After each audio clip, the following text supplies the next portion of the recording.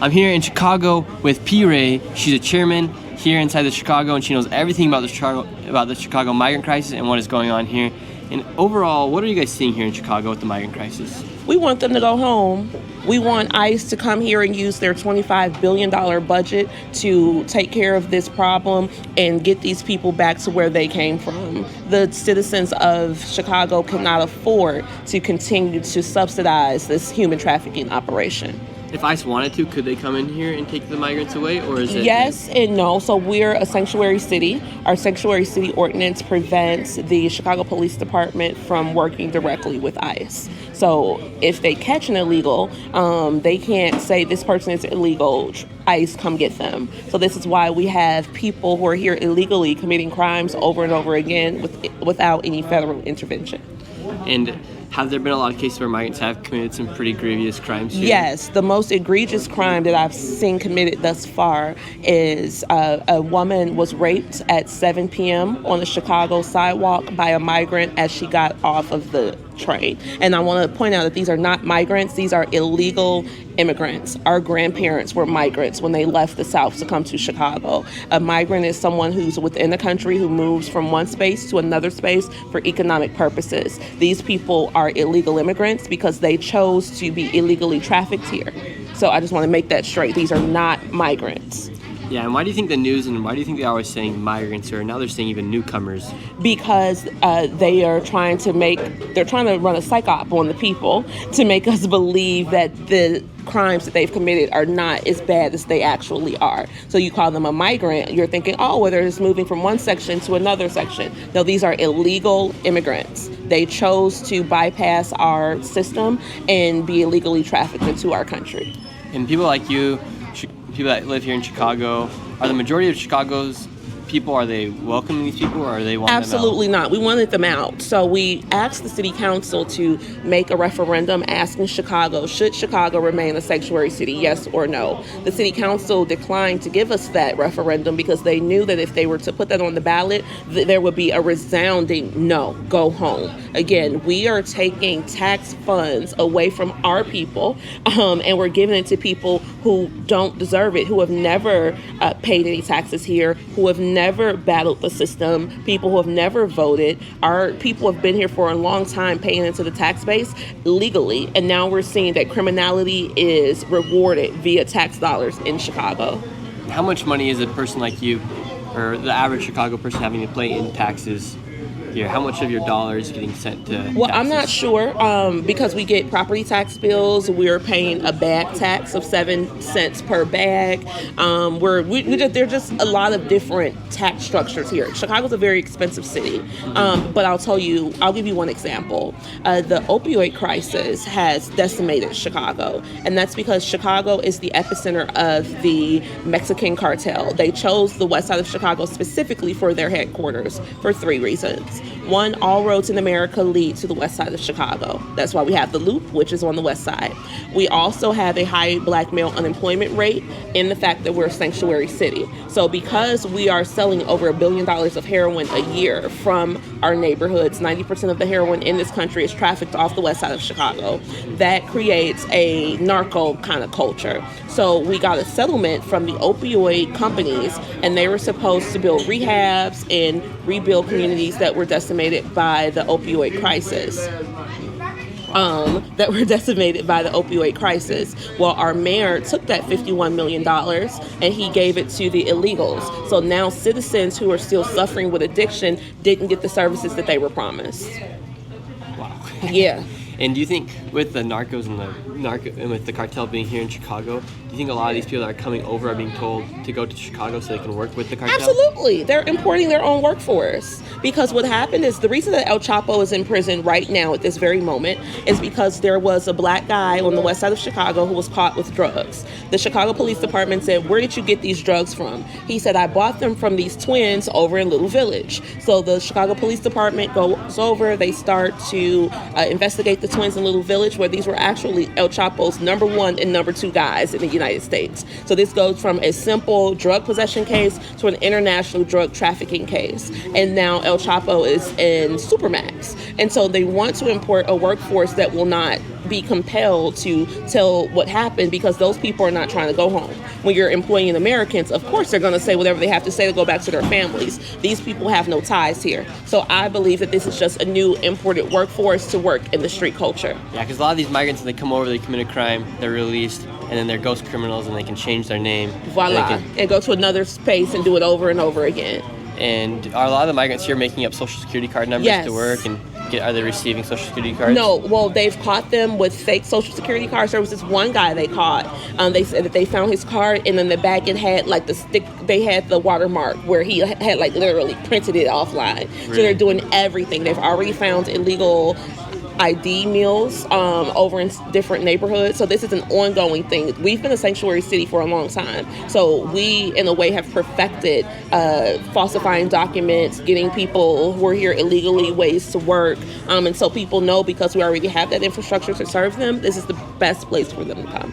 And with the Chicago being a sanctuary city, the 3 years before this, before Joe Biden became president, would you guys see migrants outside panhandling? Oh, absolutely not. Absolutely not. This is brand new for us. I think that Jim Crow Joe has not only decimated the country, but especially Chicago, because we are being flooded with these people. And our mayor said yesterday that we could take up to 400,000 of them.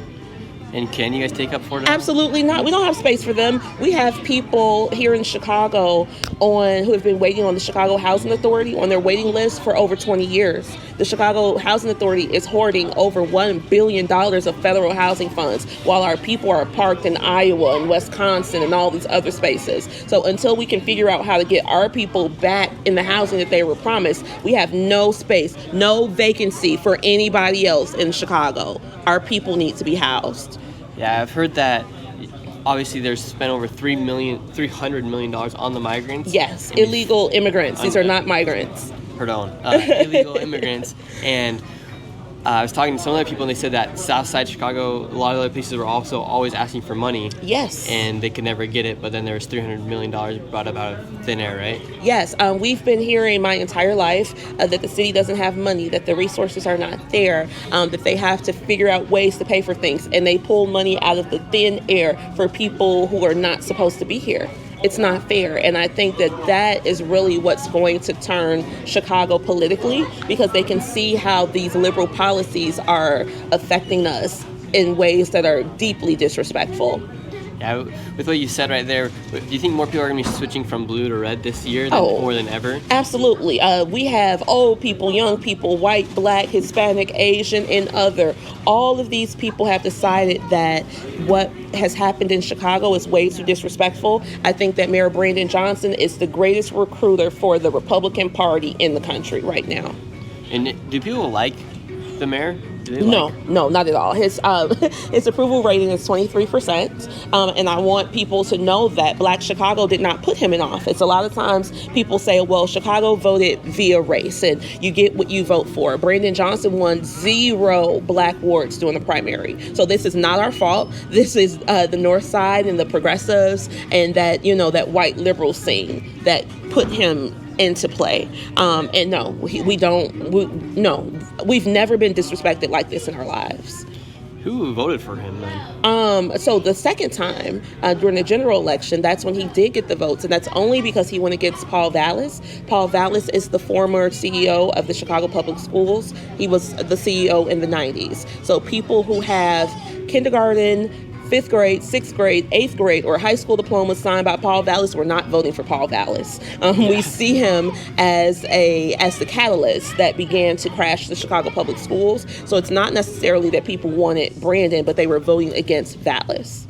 Voting against Vallis. And then do you think that, I've always wondered, with these cities that are letting all these migrants in between, like Gavin Newsom, obviously Joe Biden, do you think people like the Mayor Johnson, do you think they're making money from potentially cartel members? Or So I brought General Flynn on my show. I had a very popular radio show, Black Excellence Hour. We're still live, but I was on WVON here in the city. WVON is the oldest Black radio station in the country. The call letters stand for Voice of the Negro. Martin Luther King had a show on there, Barack Obama, Brandon Johnson, and me. So this is a very politically influential station. I brought General Flynn on my show, General Michael Flynn, the former National Security Advisor, and he told us here in Chicago that our government has been compromised by the cartel. They have been paid off. They are a billion-dollar criminal organization. And of course, we could come to a conclusion that they're paying for this. This is a town where money talks. And absolutely. And I believe that's why when we asked the city council to give us the sanctuary city ordinance, the aldermen voted no. Now, we didn't ask them to take it away. We asked them for the choice to vote on it. And they wouldn't even give us the choice. And I believe that's because they've been compromised. They've been compromised from inside. And how can you drain the swamp, to say? We are going red. You understand? We're done. We said that the blues gave Chicago the blues. We are done with those people. We are moving on. We want people to put on their gym shoes, tie them up real tight, and run to the right. Because if we don't, we're going to be on reservations. This is the last hurrah for us and our people.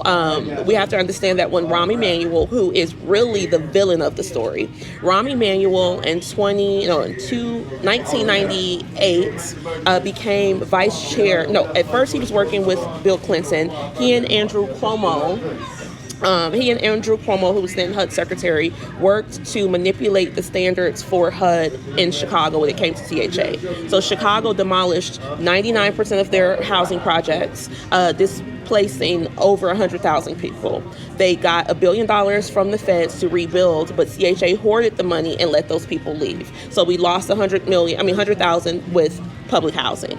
Then during the housing crisis, Ron became mayor of Chicago because while the projects were being torn down, he left the White House, came to Chicago, and became vice chair of the Chicago Housing Authority to oversee those demolitions. Then he became mayor of Chicago, and during the housing crisis, he brought those same cranes to middle-class Black Chicago and demolished our housing stock.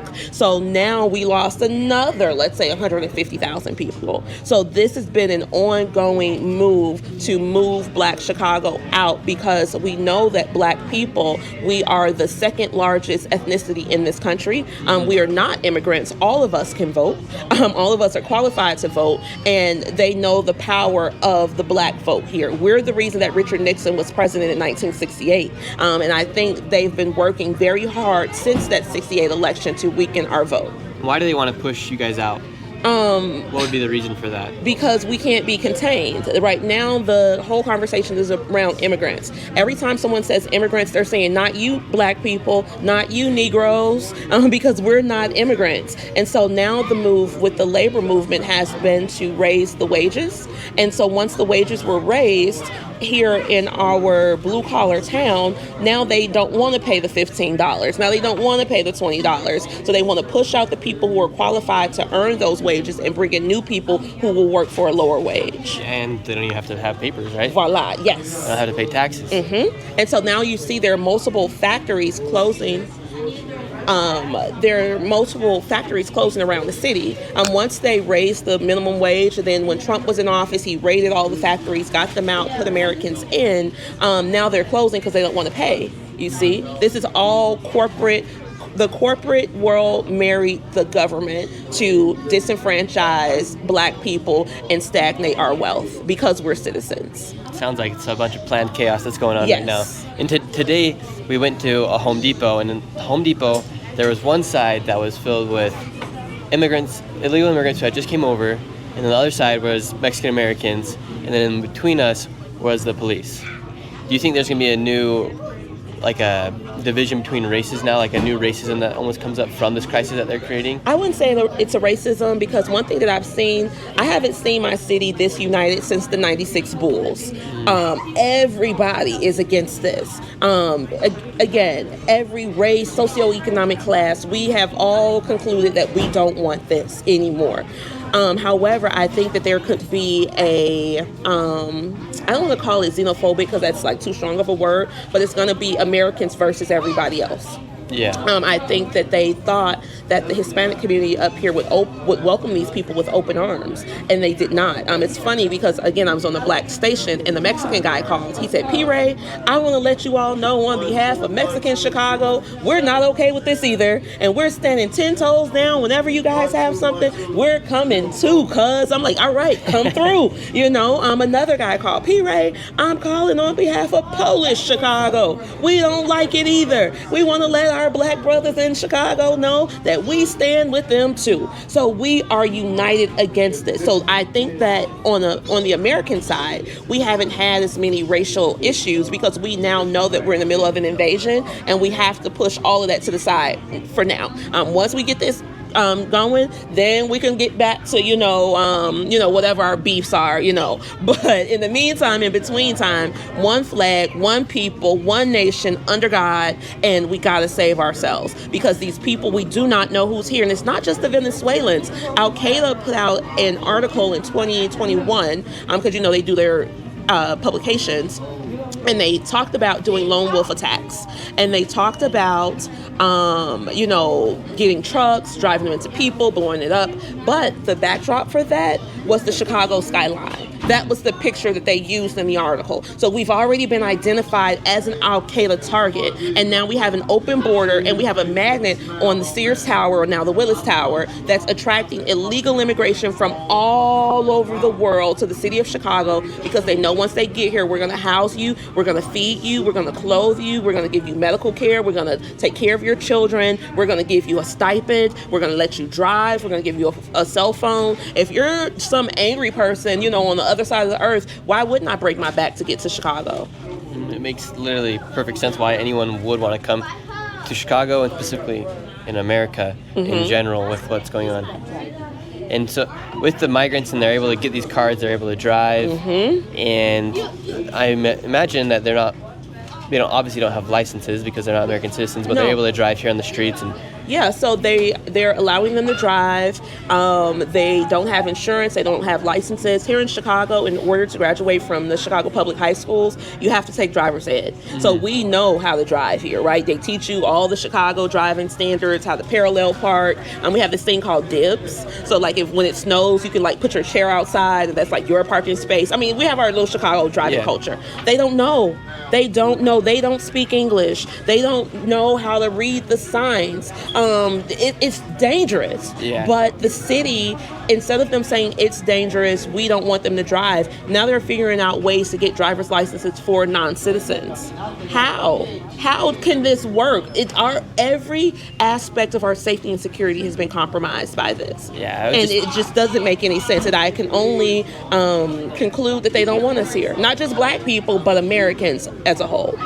Just because it's cheaper labor. Yes. Everything revolves around money, right? Yes. And while we've been driving, we've seen a ton of cars without any stickers, anything like that. Now, if I had a car with no stickers, no plates, no anything, they're going to pull me over. They're going to pull me out of my car, put the cuffs on me, and take me to the station, fingerprint me, and take my mugshot, and then I'm going to end up on the Chicago Mugshot Facebook page, right? But this is not happening to them overall. They are arrested, but then there's no accountability because we have no way to trace them.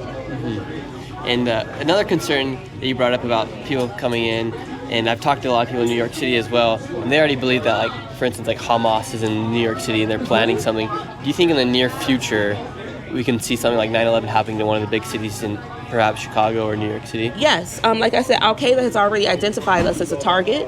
Nothing against the Palestinian people at all, but Chicago has the largest Palestinian population in the country. So we can ascertain that, at least one person out of that group is going to be angry, or may want to do violent things. And now we again have this target on us. We're literal sitting ducks here. And it's not fair that our government wants to virtue signal so much that it compromises our safety and security. We didn't ask for this. And there's nothing that we can do about it. Every time we try to stop it, we're stopped by members of the government, like they did us in City Hall with the ordinance. It sounds like everything's going against the Chicago people. Yes. And against the black community and against everybody here. Yes. And with the elections coming up in 2024, what do you think will happen if Donald Trump doesn't win?